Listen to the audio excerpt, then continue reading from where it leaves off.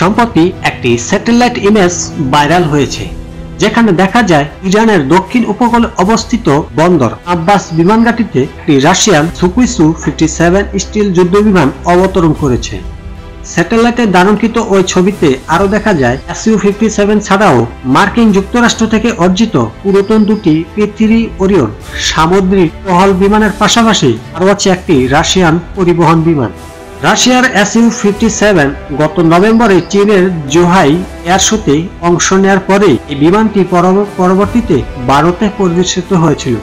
পরবর্তীতে ভারত ত্যাগ করে ইরানের আব্বাস বিমানঘাঁটিতে অবতরণ করে। প্রতিবেদনে বলা হয় এই সফরের একটি কৌশলগত উদ্দেশ্য থাকতে পারে। বিশেষ করে রাশিয়া যখন ইউক্রেনে সামরিক অভিযান চালায়, ইরান রাশিয়ার প্রতি পূর্ণ সমর্থন জানিয়ে আসছে। এছাড়াও ইরান রাশিয়াকে স্বল্প পাল্লার ব্যালিস্টিক ক্ষেপণাস্ত্র সহ কামিকাজি ড্রোন দিয়েও সাহায্য করেছে।